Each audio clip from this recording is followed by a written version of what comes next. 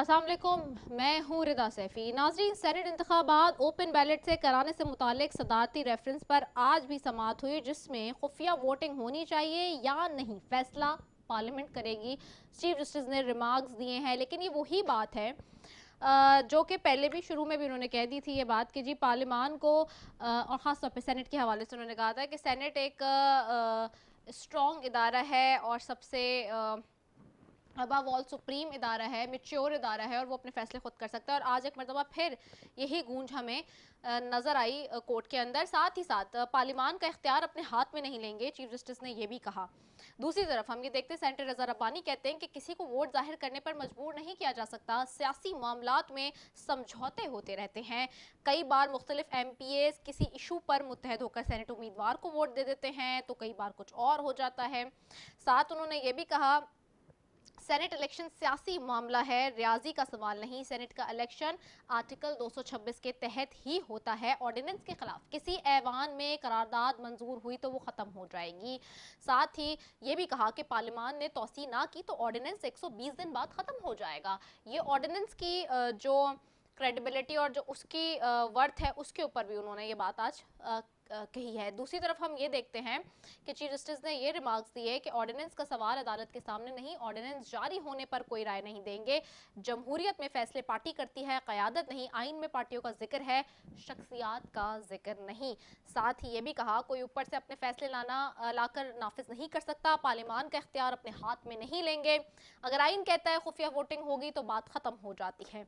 ये आज की सेनेट इंतखाबात ओपन बैलेट से कराने से मुतालिक जो सदारती रेफरेंस पर समाअत थी उसका अहवाल था। और इससे बहुत साफ जाहिर होता है कि अदालतें भी नहीं चाहती अपने कंधों पर बोझ लेना किसी भी किस्म का, जिसके तहत कोई कॉन्फ्लिक्ट हो जाए या कोई ऐसी बहस छिड़ जाए जो कि ख़त्म होने का नाम ना ले। दूसरी तरफ हम देखते हैं, नून लीग को रिलीफ नजर आता है। लाहौर हाई कोर्ट में मनी लॉन्ड्रिंग केस में गिरफ्तार हमजा शहबाज की दरख्वास्त जमानत पर समाअत होती है और साथ ही हमजा शहबाज की दरख्वास्त जमानत मंजूर कर ली जाती है। 1 करोड़ के 2 जमानती मुचलके जमा कराने का हुक्म दिया जाता है, जिसके एवज ये उनको आज बेल मिल गई है। हम ये भी देखते हैं कि यूसुफ रजा गिलानी साहब जो PDM के कैंडिडेट हैं, जो साबिक वजीर आजम हैं, पाकिस्तान पीपल्स पार्टी के खास करदा सरकर्दा इस वक्त के, अगर मैं ये कहूँ कि अहम रुकन है तो गलत नहीं होगा, निकल पड़े हैं जी। हमजा शहबाज से मुलाकात होती है, शहबाज शरीफ से मुलाकात होती है और साथ ही 2 दिन से जो चल रही है खबर कि जी जहांगीर तरीन से भी मुलाकात हुई है। तो आखिरकार यूसुफ रजा गिलानी साहब जो निकल पड़े हैं जिस टास्क के लिए, वो टास्क क्या है जिसके ऊपर लोग सवाल उठा रहे हैं, कि ये सवाल उठ भी रहा है और इस सवाल के ऊपर बहुत बहस भी जारी है कि यूसुफ रजा गिलानी साहब अगर वोट उनको मिलते हैं और वो जीत जाते हैं सेनेट के अंदर, then what would be the next step. क्योंकि जहांगीर तरीन साहब की तरफ से ये पैगाम मौसूल हो रहा है कि सारे दाने जो हैं वो यूसुफ रजा गिलानी साहब, वो सारे दाने जो हैं वो हफीज शेख साहब को नहीं, कुछ दाने जो यूसुफ रजा गिलानी साहब के लिए भी मिलते हुए नजर आ रहे हैं। कुछ इस पर भी बात हो रही है। दूसरी तरफ आज DG ISPR major general Babar Iftikhar साहब ने कुछ गैर मुल्की सहाफ़ियों को इंटरव्यू दिया है और उसमें उन्होंने कुछ बातें कही हैं। ख़ासतौर पे कलअदम तहरीक तालिबान TTP के साबिक तर्जुमान एहसानुल्लाह एहसान की दोबारा गिरफ्तारी की कोशिशें जारी हैं, उन्होंने कहा है। और इस हवाले से भी उन्होंने कहा है कि जी उनका फ़रार हो जाना एक बहुत संगीन मामला था और उसके फ़रार के ज़िम्मेदार फ़ौजियों के ख़िलाफ़ कार्रवाई हो चुकी है। फ़िल वक्त इल्म नहीं है कि एहसानुल्लाह एहसान कहाँ है। सो ये आज की बड़ी शायद सुर्खी है जी।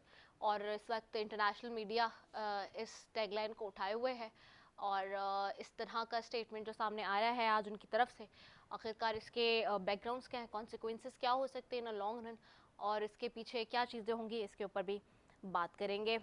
मैं अपने मौजूद मेहमानों की तरफ चलती हूँ जी। स्टूडियो में सबसे पहले जो मुझे ज्वाइन कर रहे हैं, यहाँ बैठे हैं अदील अहमद हैं जी, MB पाकिस्तान तहरीक इंसाफ से। आपको खुशामदीद कहती हूँ। Thank you so very much Adeel for joining us. साथ बैठे सेनेटर ज्ञान चंद साहब हैं पाकिस्तान पीपल्स पार्टी से। आपको खुशामदीद कहती हूँ सेनेटर ज्ञान चंद साहब, बहुत शुक्रिया आपने ज्वाइन किया। यासीन आज़ाद साहब हैं, फॉर्मर प्रेसिडेंट हैं सुप्रीम कोर्ट बार के, साथ ही सीनियर रहनुमा हैं पाकिस्तान मुस्लिम लीग नून के। आपको भी खुशामदीद कहूँगी, बहुत शुक्रिया यासीन आज़ाद साहब फॉर ज्वाइन अस। और सबसे पहले तो मैं अदील आपकी तरफ जाती हूँ। सेनेट इंतखाबात में ओपन बैलेट कराने से मुतालिक जो सदारती रेफरेंस समाअत हुई उसके आपने अहवाल अभी जान ही लिया, मैंने बताया भी। क्या होगा कि अगर यही बात हो जाती है कि जी खुफिया वोटिंग हो नहीं हो, पार्लियामेंट फैसला करे, पार्लियामेंट में तो 2/3 मेजॉरिटी नहीं है आपके पास, अगर यही फैसला आ रहा है then what would be the next step? बिस्मिल्लाहिर्रहमानिर्रहीम, बहुत शुक्रिया आपने अपने प्रोग्राम में मौका दिया। देखें, सेनेट इंतखाबात की जो बात हो रही है, ये कोई नई बात नहीं है, ना कोई नई बहस है, और ना पहली दफ़ा इस सिलसिले में जो तहफ़्फ़ुज़ात हैं सेनेट इलेक्शंस के ऊपर, हॉर्स ट्रेडिंग के और पैसा चलने के, तो और ये हमारा कोई नया मौक़िफ़ भी नहीं है कि ये शफाफ होने चाहिए। पाकिस्तान तहरीक इंसाफ के चेयरमैन और आज के वज़ीर आज़म जनाब इमरान खान साहब ये बड़े अरसा दराज से सेनेट इलेक्शंस को शफाफ तरीके से करने या ओपन ट्रेसेबल वोट के ज़रिए करने के जो है वो पहले से ही इसके हामी हैं, और मुख्तलिफ़ मौक़े पर ये बात हुई भी। और पाकिस्तान तहरीक इंसाफ वो वाहिद जमात है जिसने 2018 के इलेक्शंस में जब हमारी पार्टी के लोगों पर उंगलियां उठी कि उन्होंने गालिबन वोट जो है वो ठीक नहीं दिया, तो उन पर इन्वेस्टिगेशन की, और पहली जमात थी पाकिस्तान की जिसने अपने सिटिंग MPAs 1 नहीं, 2 नहीं, 4 नहीं, 5 नहीं, 20 MPAs जो है वो इसी सेनेट इलेक्शंस की गैर शफाफियत की वजह से निकाले, पार्टी से निकाले। और आज भी पाकिस्तान तहरीक इंसाफ जो है वो चाहती है कि सेनेट इलेक्शन जो है वो शफाफ तरीके से हों, जिसका एक ही हल है कि जो वोट है वो बजाय सीक्रेट होने के वो ट्रेसेबल वोट हो, पता चले। पार्टीज़ बाद में अगर पता चलाना चाहें कि हमारे मेंबर्स ने वोट कहाँ दिया तो वो पता चल सके। और ये सिर्फ हमारा जो है वो स्टांस नहीं है, ये जो मिसाक जमहूरियत हुआ था दो जमातों के दरमियान, पाकिस्तान पीपल्स पार्टी और पाकिस्तान मुस्लिम लीग नून, उन दोनों का ये मिसाक जमहूरियत में ये एक शिक थी, ये हिस्सा था उसका कि सेनेट के जो इलेक्शन है वो ओपन बैलेट के ज़रिए करवाए जाएंगे। जो आज पाकिस्तान पीपल्स पार्टी और मुस्लिम लीग नून, या जिसे आप PDM कहें, वो अपनी उस कमिटमेंट से, मिसाक जमहूरियत की उस शिक से और शफाफियत के अपने उस नारे से फिर चुके हैं। उस पर इन्होंने 180 डिग्री यू टर्न ले लिया है, बल्कि एक पूरी चौरंगी जो है ये घूमे उस पर। और आज यही जमातें जो है वो इस हक़ में नहीं है कि सेनेट इलेक्शंस ओपन बैलेट के ज़रिए हों या सेनेट इलेक्शंस शफाफ हों। और उसकी ऑबियस रीज़न्स, मैं इसको वो नहीं कह रहा, मैं कह रहा हूँ ऑबियस रीज़न्स जो इसकी नज़र आ रही हैं वो यही हैं कि ये जमातें समझती हैं कि पैसा चला के ये सेनेट के अंदर वोट ख़रीदेंगे और अपने सेनेटर पर अपर हाउस में लेके जाएंगे, और वहाँ से फिर ये जिस तरह से आज 2.5 साल जो गुजरे पार्लियामेंट में, जिस तरह ये हुकूमत को ब्लैकमेल करने की कोशिश करते हैं, ये आइंदा भी अपनी ये ब्लैकमेलिंग जारी रख सकेंगे। अच्छा। लेकिन चाहे सेनेट का इलेक्शन ओपन बैलेट हो चाहे सीक्रेट बैलेट हो, मैं आज ये दावा करना चाहता हूँ, या मैं ये बड़े यकीन और वसूख के साथ कहना चाहता हूँ कि इंशाल्लाह पाकिस्तान तहरीक इंसाफ सेनेट में अक्सरियती जमात बनकर आएगी। और इंशाल्लाह इससे पहले जमातों ने इतनी सादा अक्सरियत सेनेट में नहीं ली होगी जो इस दफ़ा इंशाल्लाह पाकिस्तान तहरीक इंसाफ लेगी। तो मेरे ख्याल से जो कोशिशें हैं जो वो हैं वो बेसूद और रायगा जाएंगी। हमने अपनी कोशिश की, 2/3 मेजॉरिटी हमारे पास नहीं है, हम आईनी तरमीम नहीं ला सकते, लेकिन हमने अपनी कोशिश की, आवाम से अपना किया हुआ वादा जो था उस पर अपनी पूरी कोशिश की कि हम सेनेट के इलेक्शंस को शफाफ करवा सकें। ठीक है, सही। मैं ज्ञानचंद साहब आपकी तरफ आऊँगी। ज्ञानचंद साहब क्या देख रहे हैं, कैसे देख रहे हैं जो ये बात हो रही है सेनेट के ऊपर? अब तो बात कर करके भी हम रोज़ाना ही थक चुके हैं, लेकिन अब सवाल ये है कि आज देख रहे हैं हम यूसुफ रज़ा गिलानी साहब भी जाके मिल रहे हैं, मुलाकातें हो रही हैं, आखिरकार हो क्या रहा है ये? देखिए, पहली बात तो ये है कि चार्टर ऑफ डेमोक्रेसी में कहीं भी ये लिखा हुआ नहीं है कि इमरान खान आएंगे और वो जैसे जिस टाइम पे उनकी ख्वाहिश होगी उस तरह से तरमीमें होंगी। वहाँ पे ये हुआ था कि हॉर्स ट्रेडिंग होती है, या पैसे का जो सियासतदानों पे इल्ज़ाम लगता है उसको रोकने के लिए कानून के मुताबिक कोई तब्दीलियाँ ज़रूरी होंगी तो की जाएंगी। तो उसके लिए कॉन्स्टिट्यूशन को हम तो इमरान खान साहब या PTI की ख्वाहिश पे चेंज तो नहीं कर सकते। कॉन्स्टिट्यूशन में वाज़ह तौर पे लिखा हुआ है कि ये सीक्रेट बैलेट से इलेक्शंस होने हैं। एक बात ये, दूसरा ये है कि ये भी नहीं है कि आप उस कॉन्स्टिट्यूशन में जब क्लियरली लिखा हुआ है तो गवर्नमेंट की घबराहट जो है वो यहाँ से साबित हो रही है कि वो एक ही उस पर वाज़ह तो ये भी नहीं है ना कि ये ऑर्डिनेंस से होगा ये कोई एक्ट में अमेंडमेंट होगी या कॉन्स्टिट्यूशन में अमेंडमेंट होगी, ये तो चले गए हैं सुप्रीम कोर्ट में। इनका अपना ही मौक़िफ़ जो है वो क्लियर नहीं है। बाकी सेनेट के इलेक्शंस 1973 से हो रहे हैं, होते आ रहे हैं, उसमें 2-4 इधर उधर होते रहते हैं, लेकिन अगर सबसे ज़्यादा किसी ने अपनी पार्टी के ख़िलाफ़, अगर जो इनके खुद कहते हैं गए हैं, तो वो पीटीआई से गए हैं। तो अगर आपकी सिलेक्शन ही इस किस्म की होगी तो फिर बाकी पे इल्ज़ाम तो ना लगाएं ना कि आपके साथ जो पीटीआई के मेंबरान बैठे वो उनकी क्रेडिबिलिटी क्या है। हमारे कैंडिडेट माशाल्लाह उनकी एक क्रेडिबिलिटी है, वो पीडीएम के जॉइंट कैंडिडेट हैं और इलेक्शन है तो लाजमी वो कॉन्टेस्ट करेंगे, मुख्तलिफ पार्टीज़ हैं उनको एतमाद में लेंगे, कोई स्ट्रेटजी बनेगी।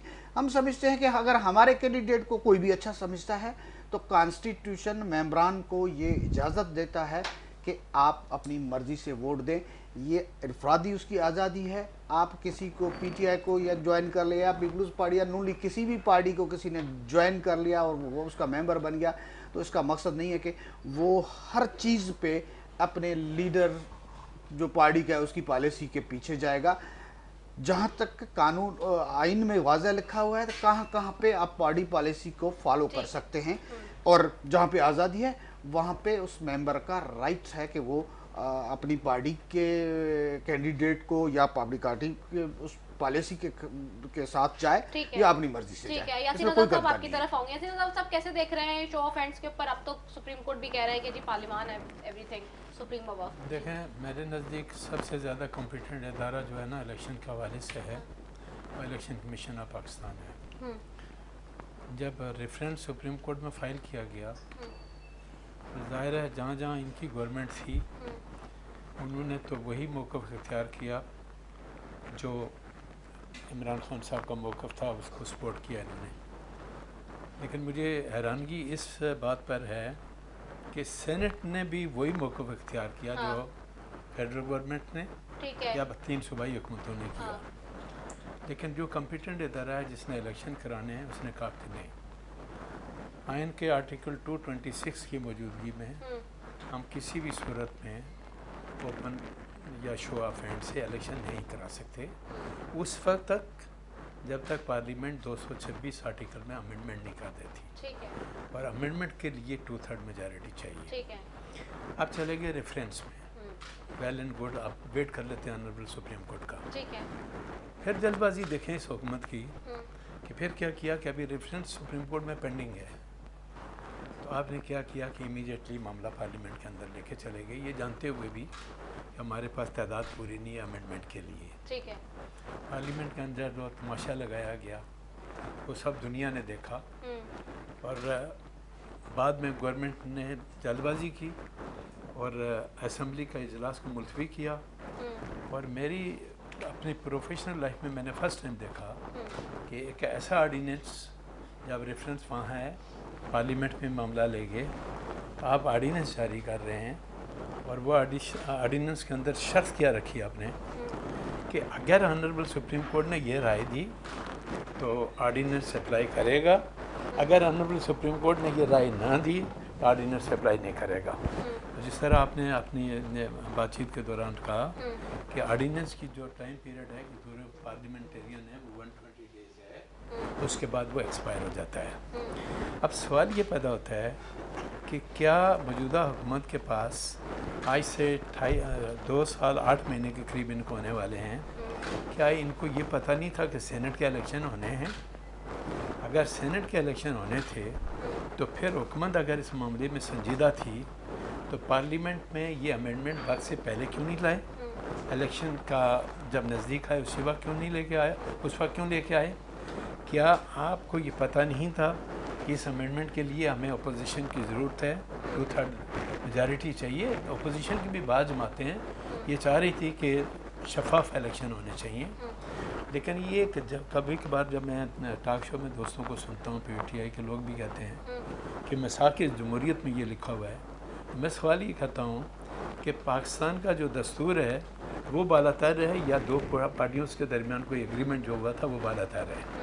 पहले दस्तूर की बात करें और मिसाक जमहूरियत में एक शिक को पकड़ लिया आपने, जिस तरह आर्टिकल 63 को पकड़ लिया ना, या 62 को पकड़ लिया, इसी तरह मिसाक जमहूरियत में एक बात का है, आइन के आर्टिकल्स और भी बहुत सारे हैं, उनको भी पढ़ लें तो ज़्यादा बेहतर है। अब आइन के आर्टिकल 218 पे आप आ जाएँ। 218 में क्लियर कट ये लिखा हुआ है कि इलेक्शन कमीशन ऑफ पाकिस्तान पूरी ईमानदारी और दयानतदारी से इलेक्शन कराएगा, वो अपनी जगह मौजूद है। उसके बाद 226 का आ गया, सेनेट का जो स्ट्रक्चर है आर्टिकल 59 में आ गया, डिटेल आ गई पूरी की पूरी। अब ये जो चीज़ें हैं, क्या आपने अपने ज़ाती इंटरेस्ट को देखना है या आइन की बालादस्ती को देखना है? आज जिस तरह अभी आपने बताया कि लाभ इतने दिन रेफरेंस चलने के बाद, रेफरेंस के मतलब मैं सिर्फ इतनी बात कहूँगा कि एडवाइजरी जो रिस्ट्रिक्शन में ऑनरेबल सुप्रीम कोर्ट को सिंपली इस बात का जवाब देना है कि क्या ये इलेक्शन ओपन हो सकते हैं या नहीं हो सकते, या आइन के मुताबिक होंगे जैसे इलेक्शन कमीशन ऑफ पाकिस्तान ने स्टैंड लिया। अब ये क्लियर पोजीशन हो गई। आज भी 15-20 दिन से ये जो ऑनरेबल सुप्रीम कोर्ट में केस चल रहा है, ऑनरेबल सुप्रीम कोर्ट की जुरिस्डिक्शन लिमिटेड है आर्टिकल 186 के तहत। जो करप्शन की बात आप कर रहे हैं उसके लिए ऑनरेबल सुप्रीम कोर्ट को आर्टिकल 184 का इस्तेमाल करना पड़ेगा। तो क्या प्रेसिडेंट का जो रेफरेंस सुप्रीम कोर्ट में आ गया, उसमें ऑनरेबल सुप्रीम कोर्ट उस पॉइंट को कंसिडर करते हुए आर्टिकल 184 का इस्तेमाल करेंगे? नहीं कर सकते। उसकी वजह यह है कि आपको 226 के तहत ही जाना है और आज ऑनरेबल सुप्रीम कोर्ट की जाए। अब जो सबसे मेन चीज़ है कि अटॉर्नी जनरल ऑफ पाकिस्तान किसको रिप्रेजेंट करता है? फेडरल गवर्नमेंट को करता है, लेकिन वो अपॉइंट होता है असिस्ट करने के लिए ऑनरेबल सुप्रीम कोर्ट को। मैं हैरान हूँ कि अटॉर्नी जनरल ऑफ पाकिस्तान ने जब ये कहा कि लोग बोरियों की बोरियाँ पैसों के लेके इस्लामाबाद में घूम रहे हैं, तो हुकूमत क्या सो रही थी उस वक्त? आपने जाके उनको अरेस्ट क्यों नहीं किया, पकड़ के गिरफ़्तार क्यों नहीं किया, कानून के मुताबिक केसेस क्यों नहीं बनाए? तो ये बात इस बात को शो करती है कि जो मौजूदा जमात है उसके अपने लोगों पे ये एतमाद नहीं है। ठीक है, मौजूदा जमात को अपने लोगों पे नहीं है। और अटॉर्नी जनरल का रिमार्क्स बहुत इंपॉर्टेंट है क्योंकि that is of course a nominated person from the government side. Will going for a short commercial break, will be right back after it.